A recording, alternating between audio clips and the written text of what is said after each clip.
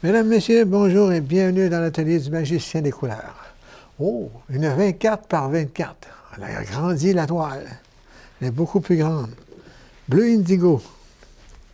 Bleu indigo. Couleur très foncée. Avec du gris de peigne. Et aussi du bleu cobalt. On dépose ça. On va mouiller un pinceau un peu dans la taltine et on étire jusque dans le haut. Jusque dans le haut. À l'horizontale, c'est rare qu'on fait ça comme ça. C'est très rare qu'on le fait de cette façon-là. Oh, même du vert aussi.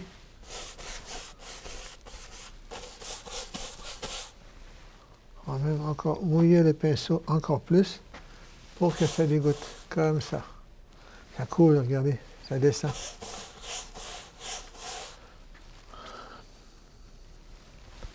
Bleu outre-mer, gris de peigne.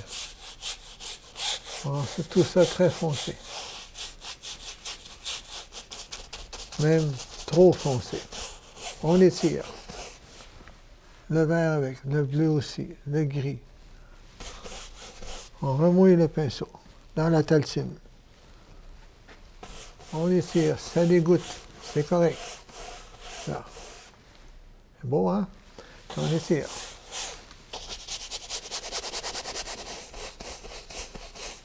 Là. Là, très foncé.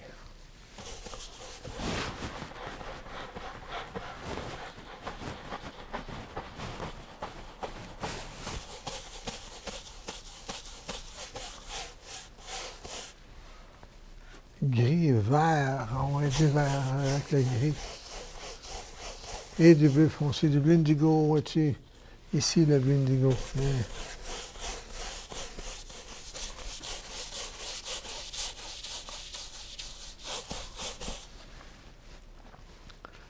Ouais.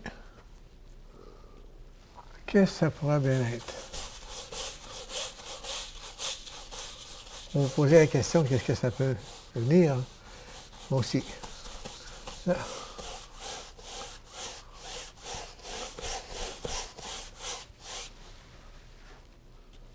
Moi aussi, je me le demande bien. Là.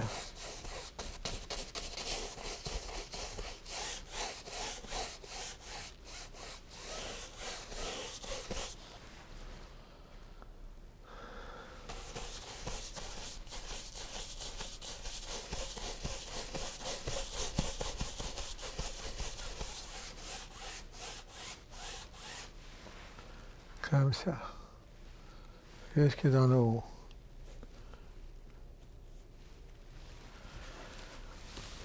Bleu indigo, terre verte, gris de peigne. Il n'y a pas eu de blanc encore. Tout est beaucoup trop foncé. Là. C'est bien, on continue. On continue.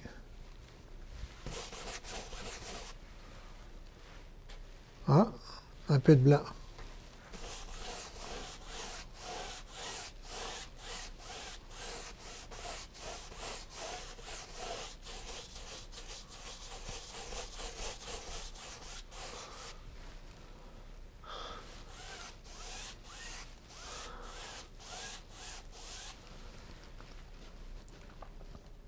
Comme ça va très bien.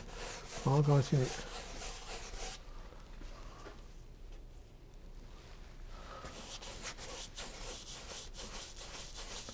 On le remplit, très foncé.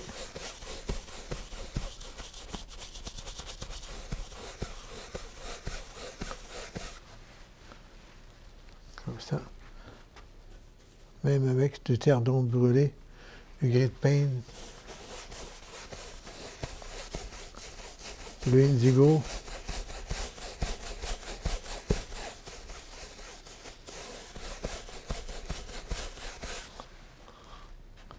C'est ça. C'est plus long faire le fond que faire la toile elle-même. Là.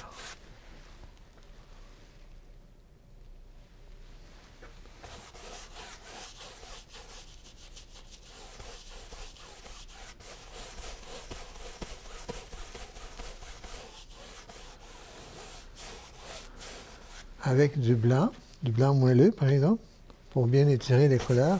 Là, on s'ajuste. On va pouvoir s'ajuster. Vous allez voir.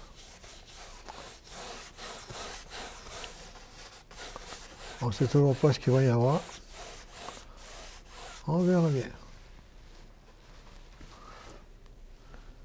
Terre d'ombre brûlée avec gris de peigne, couleur foncée. On étire tout ça.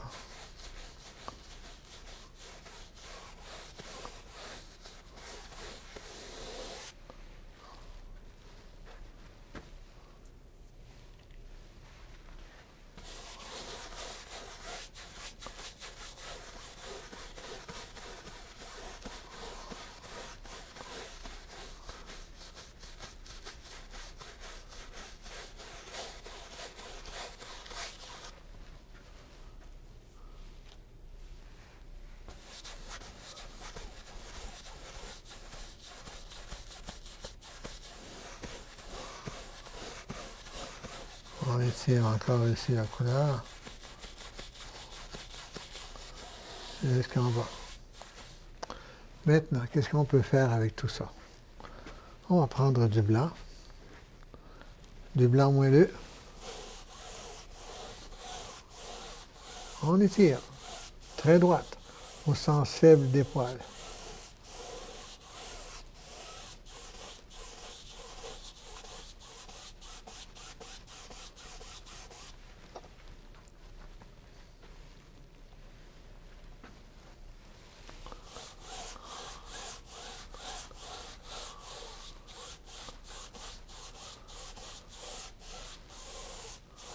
Voilà. En étirant bien.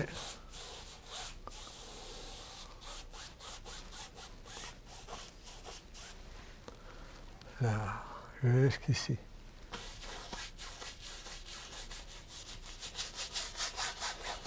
On continue ici dans le bas.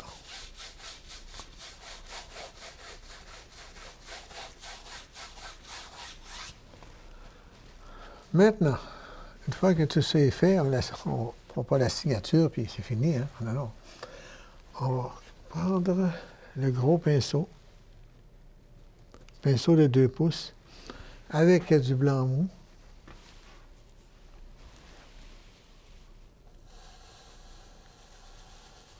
Et on va faire bouger l'eau un petit peu. Ça pourrait être de l'eau. Ça pourrait être des nuages dans un ciel. Mais ce sera plutôt de l'eau.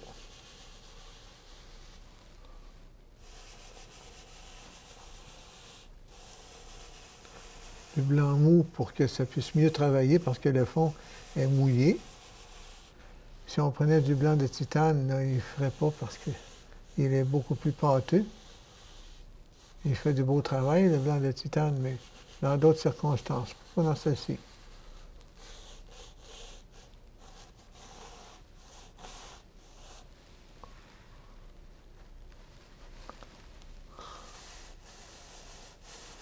On pourra se poser quelques vagues plus tard aussi. Là. Pour l'instant, on va prendre la spatule. Vous allez peut-être avoir une idée plus facilement avec la prochaine étape. Du gris de peigne et du terre d'ombre brûlé. On va prendre du terre d'ombre brûlé que j'ai ici.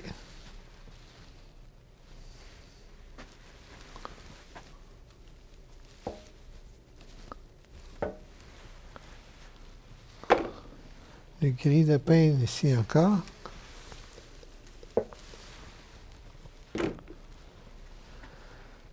Et la petite spatule. Qu'est-ce qu'on peut faire avec ça? On va partir à peu près ici. Ouais, bon départ.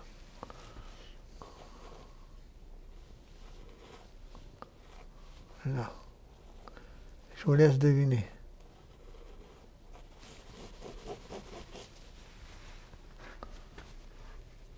Ça ici.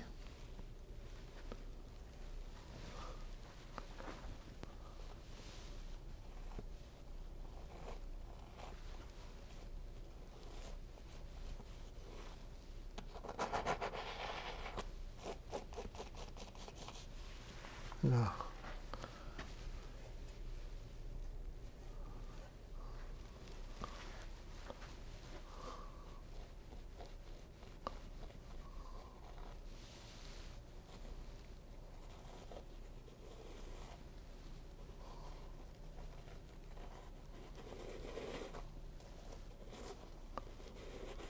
Là. On lui fait de l'érosion. Comme ça. On peut remplir l'intérieur. Si on remplit l'intérieur,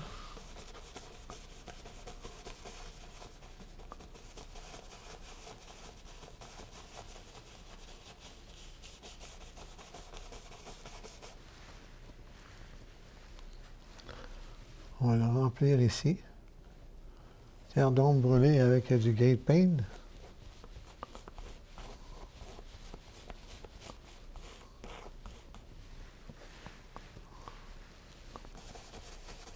Je dépose du foncé à la spatule.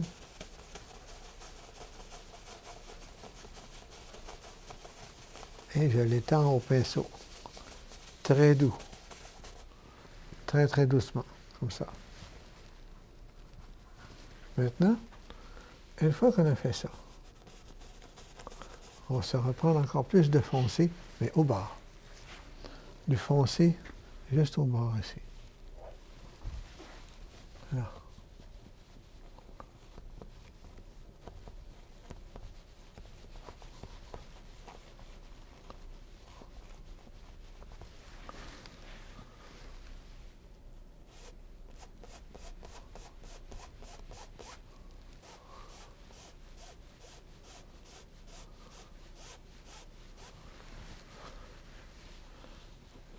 Du foncé qu'on dépose ici et qu'on étire par la suite. On croise au sens faible des poils.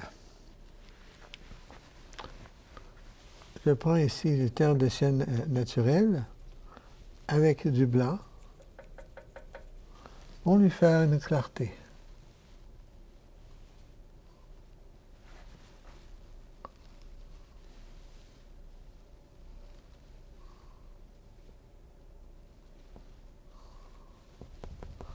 On va taper ici un peu pour aller chercher le foncé d'en dessous.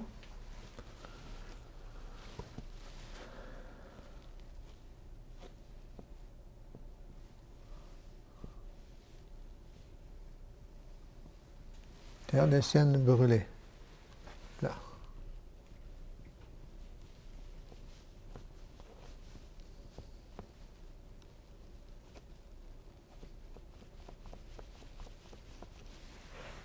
Comme ça.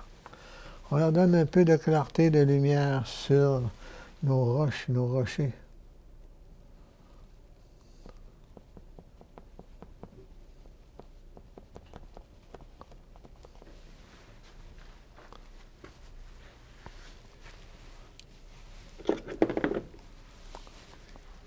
Juste comme ça ici.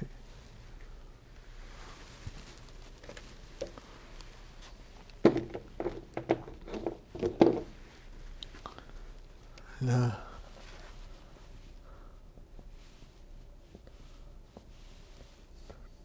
Un peu de lumière sur le dessus des rochers.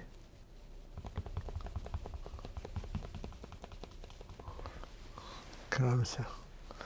Un tout petit peu de blanc. À quelques endroits, la lumière est plus forte, comme ici.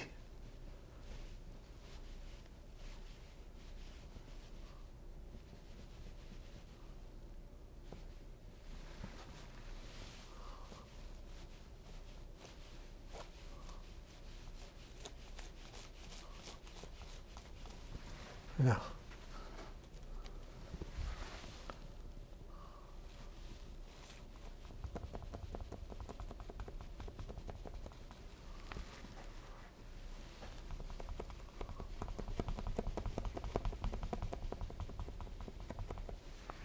Là. Un peu le même travail ici.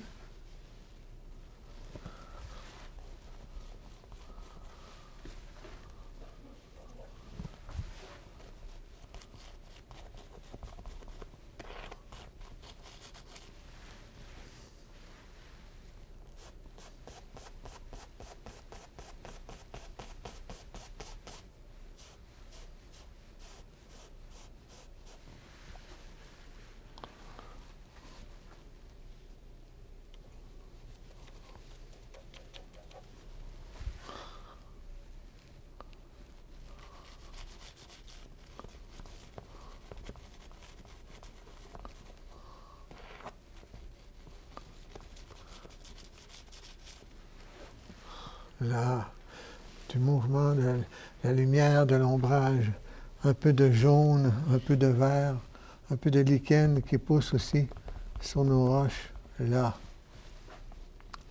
les molécules et bactéries vont partir de la mer, qui a un taux de salinité, la mer de 7,8 de 7 à 8 variable.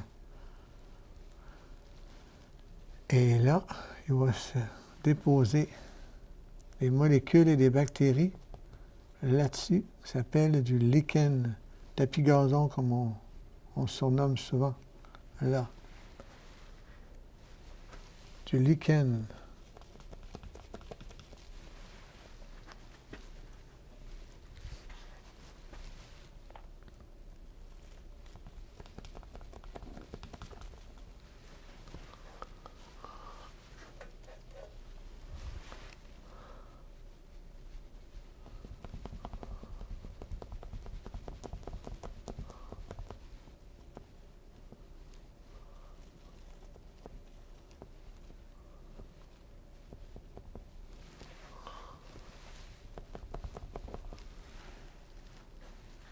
Comme ça ici.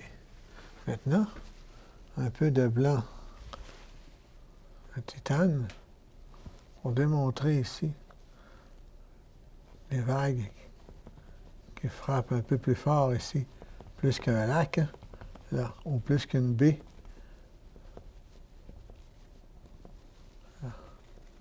Ça vient frapper ici au bord.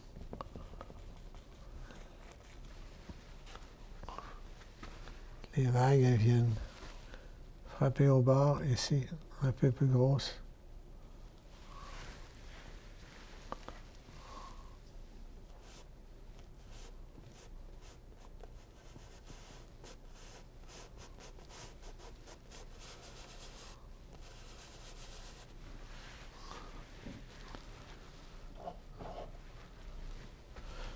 Un peu plus d'écume à la tête de vague.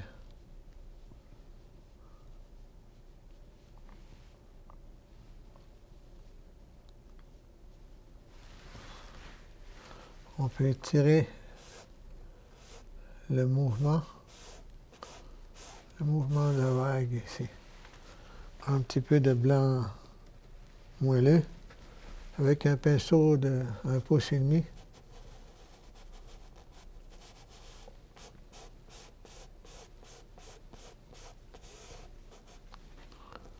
Un peu de splash ici, sur le dessus de la vague.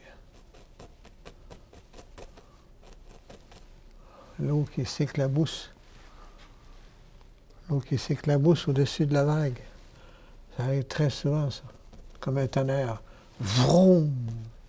Eh oui!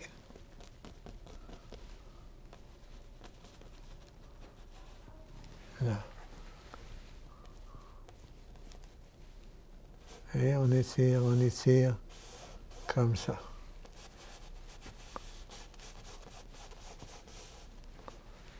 Les vagues sont assez grosses, ça vient frapper, même clapoter ici, au bord, donner un splash. Là. Avec un peu de spatule.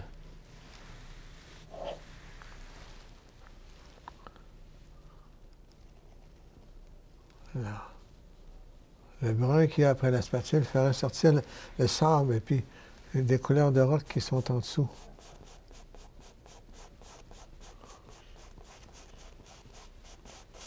Là, le mouvement de la vague, les mouvements qui s'entremêlent l'un l'autre. Comme ça.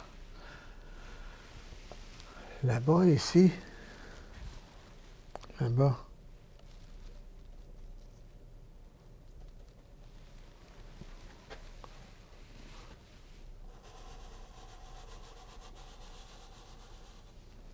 un peu de splash, mais trop loin pour voir la tournure de vague. On ne peut même pas s'imaginer la puissance que la mer peut dégager quand on est au loin. C'est quand on est en bateau, en plein centre, oh, et quand ça brasse beaucoup, qu'on est obligé de marcher sur les murs. Là.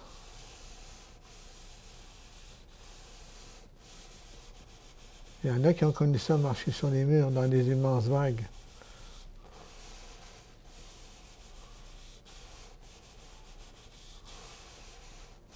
Là. Un peu de l'aller-retour, un peu pour effacer la ligne, là, comme ça. Le verre qui ressort.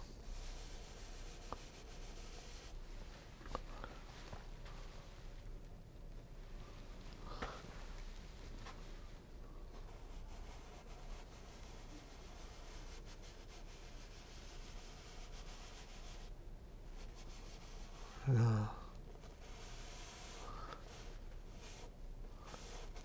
On va suivre le sens de la vague. On va le suivre. Le sens de la vague. Là.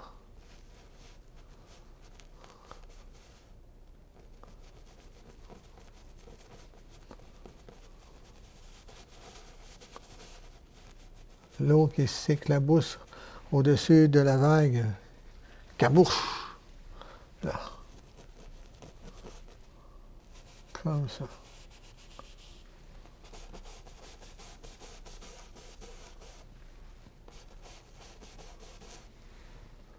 Là.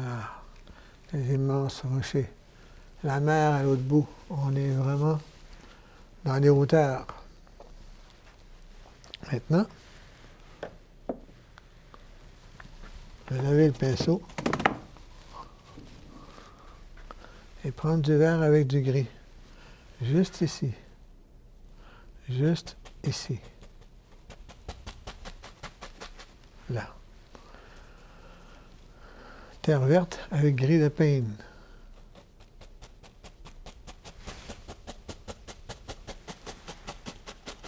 La peinture sur le dessus du pinceau. Je prends le vert en premier, je glisse le pinceau. Je garde la peinture sur le dessous. Hop, ici est en dessous. Là, il est sur le dessus.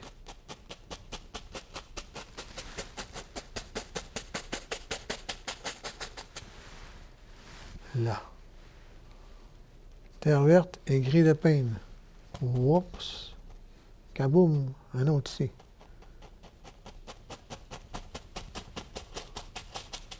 Voilà, badou, ça a fonctionné. Hein? Ça va bien. Là. Pourquoi pas un autre juste ici? Mettez-lui beaucoup de peinture. Pesez pas fort. On pèse pas fort. Là.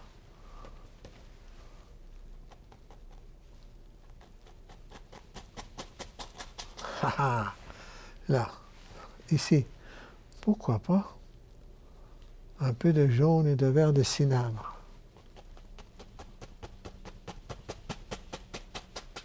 Là. Un peu de jaune. Juste un peu de clarté, de lumière qui ressort ici, au travers. Juste un peu.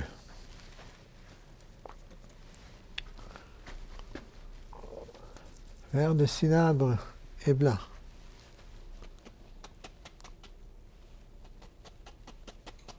Vert de cinabre et blanc.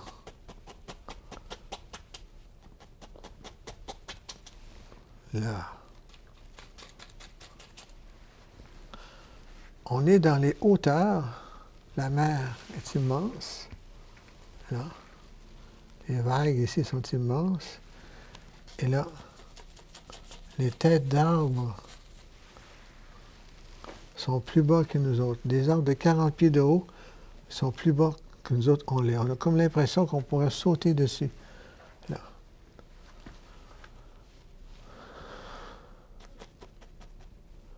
Plus qu'ils descendent bas ici, plus qu'ils nous donnent l'impression d'être en hauteur.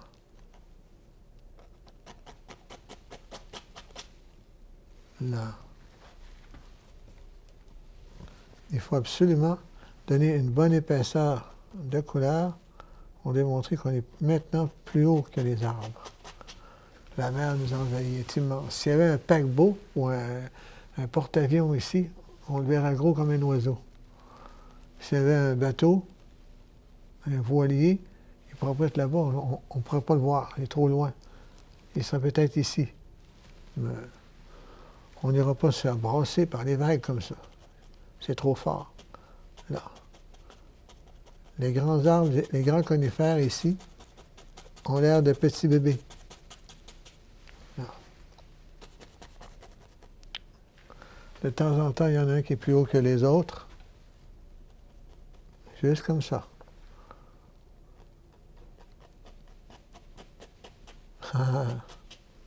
Là. Lui ici aussi. Là. C'est un modèle qui est assez difficile à faire parce qu'il donne une mauvaise impression en partant. Mais c'est bon de pratiquer des modèles comme ça.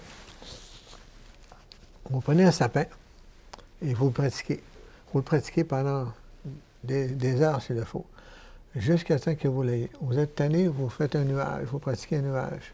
Ce n'est pas nécessaire de terminer un tableau au complet tout de suite. On peut prendre le temps de le faire. On peut prendre tout son temps. Un albatros, un oiseau comme un goéland, mais une fois que les ailes sont déployées, souvent il peut aller jusqu'à 5 pieds de largeur. Il est immense. Comme ça.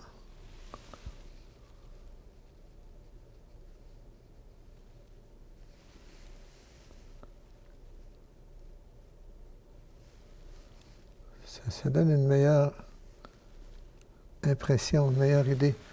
Quand on voit les oiseaux comme ça, vus au-dessus de la mer, on se dit, waouh, ils sont vraiment dans les hauteurs.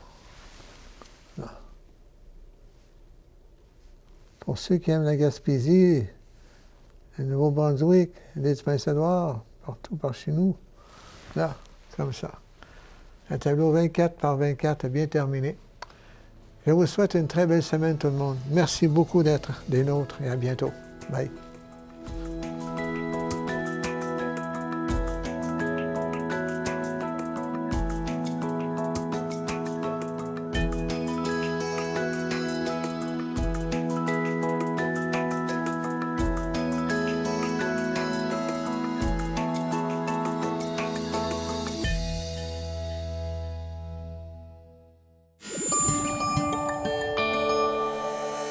Nous TV, fiers de faire rayonner notre communauté.